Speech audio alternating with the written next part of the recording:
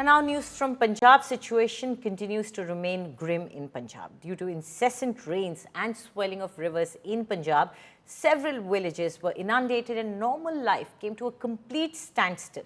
So far, at least 29 people have lost their lives due to floods. Indian Army, along with the NDRF and civil administration, have been deployed in the state for relief and rescue operations. The state has also suffered huge financial losses due to crop damage and livestock loss. Chief Minister Bhagwant Mann has constituted a high-power committee for relief work and has sought rupees 60,000 crore from the centre as relief funds. Gurdaspur, Moga, Fazilka, Firozpur, Pathankot and Taran remain worst affected. And joining us now for more on this is Aman Bharadwaj. Aman, do tell us what is the situation right now. How are people coping with the calamity?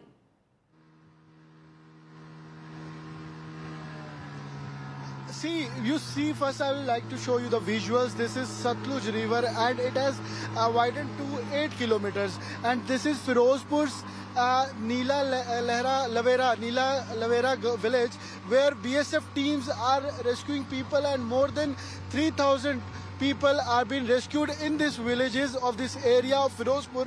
And we have Rampal, Inspector Rampal of BSF along with us. We are into a boat where rescue is being carried out.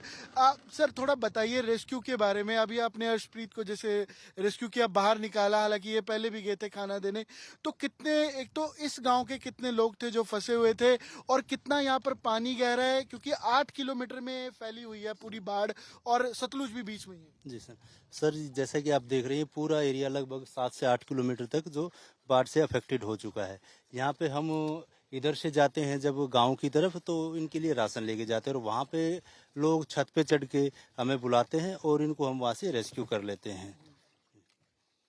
और क्या क्या सामान दिया जा रहा है? जैसे सुबह भी हमने देखा कि बीएसएफ बोट्स के जरिए पेट्रोलिंग भी कर रही है, मेडिसिन भी दे रही है. जी सर, यहाँ पे साथ साथ रेस्क्यू के साथ साथ सर इनको जो डेली नीड का सामान है, पीने का पानी, आटा, चावल और जो भी एक किचन में खाना बनाने के लिए जो जरूरी सामान है, इसके अलावा पोटैटो टमाटो वगैरह सब सारी चीजें इनको. रेस्क्यू सबको कर लिया गया है या कुछ लोग रुके हैं? रेस्क्यू लगभग सबको कर लिया गया, लेकिन हर घर में लगभग एक आध जेंट्स जो है मेल रुका हुआ है.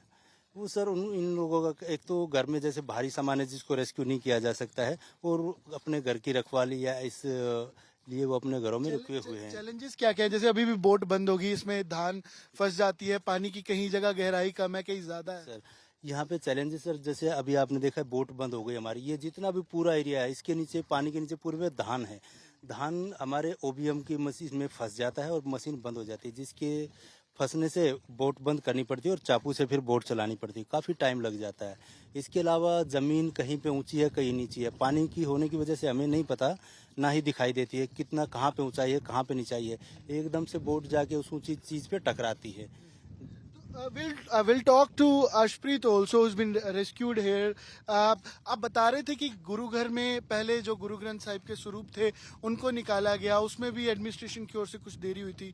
अभी आपको बीएसएफ लेकर जा रही है, तो आप किस तरीके की सिचुएशन है आपके गांव में? कितना पानी है? हमारे गांव में तकरीबन 600-700 घर है यहाँ पे, जो हमारे अकेले गांव के पूरे लागे हमारे 15 गांव है जो पानी की बाढ़ में आए हुए हैं. वहाँ पे हमें जो है, हमको आज 20 दिन हो गया इस लड़ाई से लड़ते हुए. जो हमारे जहाँ पे जो हमारे जहाँ पे है ना पानी जो चल रहा है, ये बाढ़ में जो जितना पानी आ रहा है, हमारे जहाँ पे 20 लोग घर है, 200, 600, 700 घर जो है वहाँ पे पीछे है.